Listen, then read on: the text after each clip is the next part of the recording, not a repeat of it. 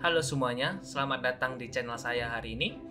Nama saya Edo Rinaldo, saya merupakan mahasiswa jurusan Teknik Informatika pada salah satu kampus di Palembang, yaitu STIPIK Global Informatika Multidata Palembang, atau biasa dikenal dengan MDP.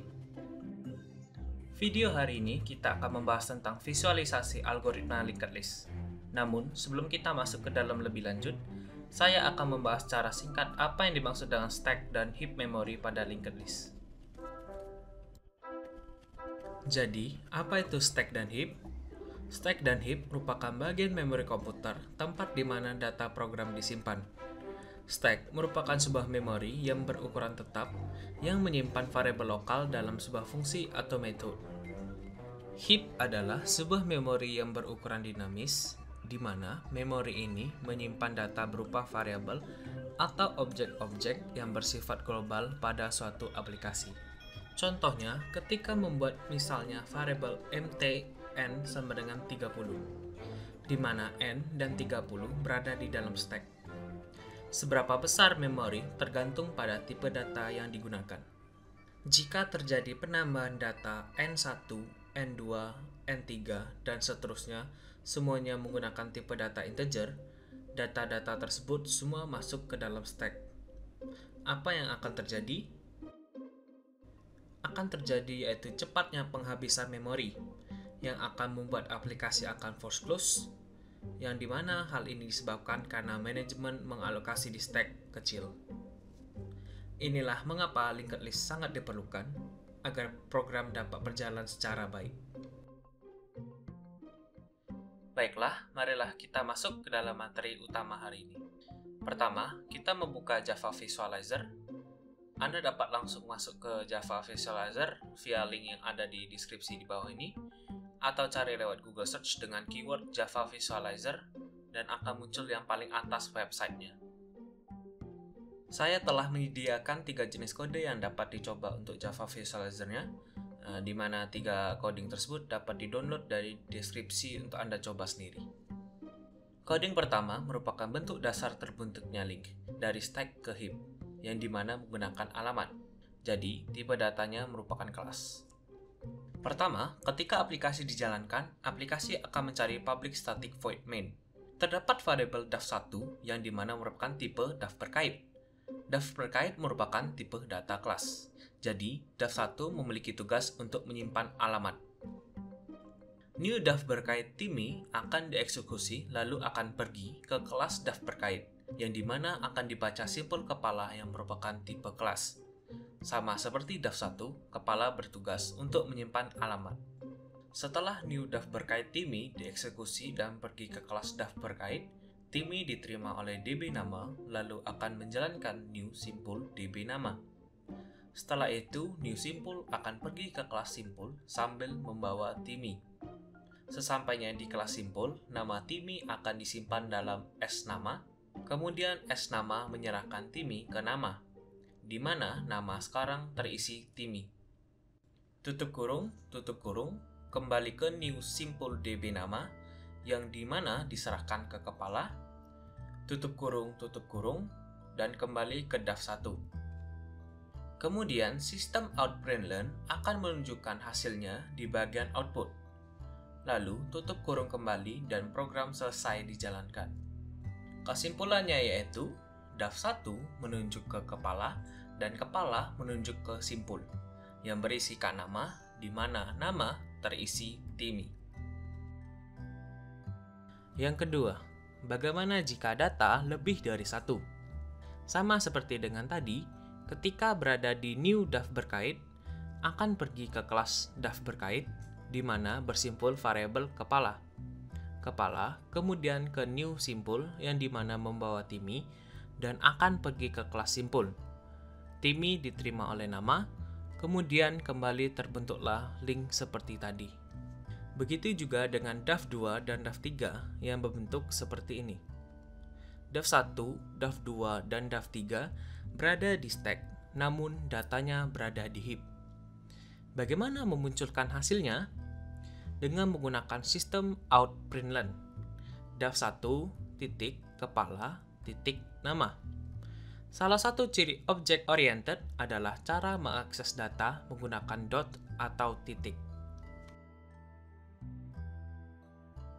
Masalah ketiga, ketika daf yang berada di stack banyak. Jika daf terletak pada stack banyak, maka stack akan kepenuhan, yang dimana akan membuat komputer cepat kehabisan memori. Penyelesaian masalah ini dapat diselesaikan dengan daf hanya satu.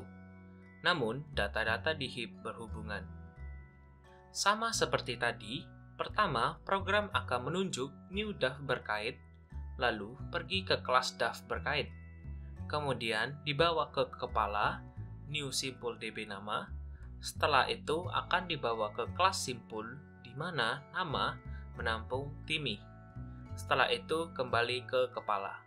Terdapat tambahan yang baru pada kelas simpul, yaitu berikut atau next. Berikut atau next bertipe simpul. Selanjutnya yaitu penambahan Tomo di awal atau sebelum Timmy. Jadi urutannya yaitu daf, kepala, Tomo, lalu Timmy.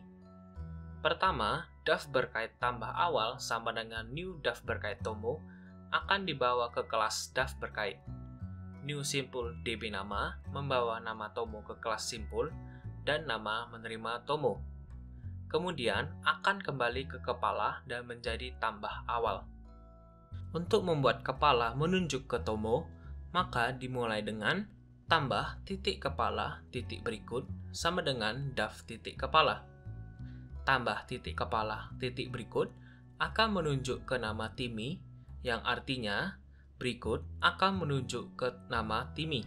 Daf titik kepala sama dengan tambah awal titik kepala, yang dimana maksudnya yaitu daf titik kepala mengarah ke tambah awal titik kepala. Tambah awal titik kepala menunjuk ke Tomo atau merupakan alamat Tomo.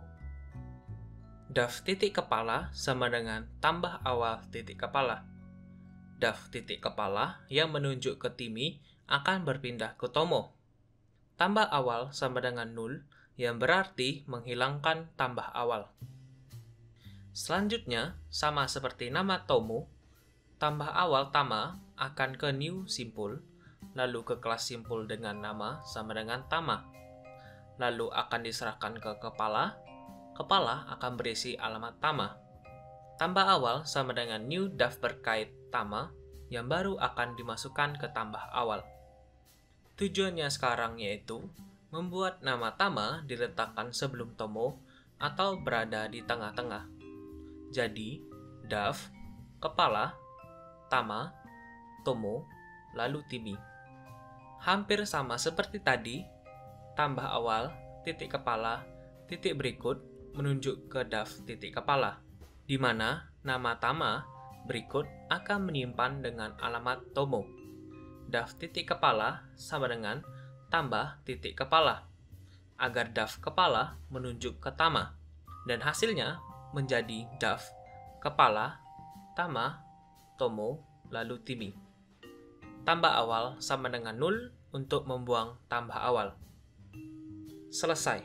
Sekarang di stack hanya berisi daf saja, namun pada heap berisi Tama, Tomo, dan Timmy.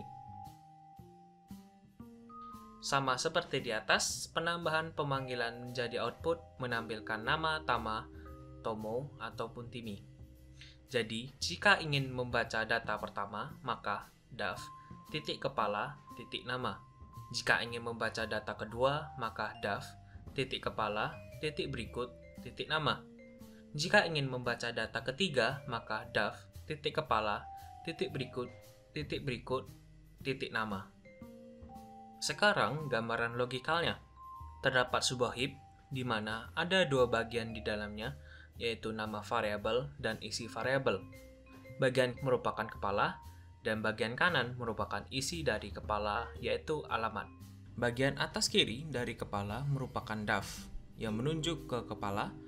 Sekarang kepala menunjuk ke simpul yang berisi berikut.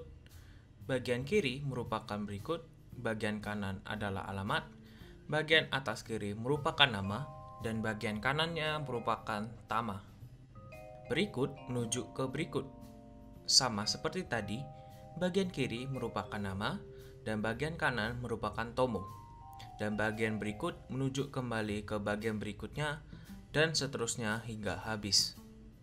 Jika tidak terdapat tambahan lagi, maka gunakan garis miring yang berarti 0.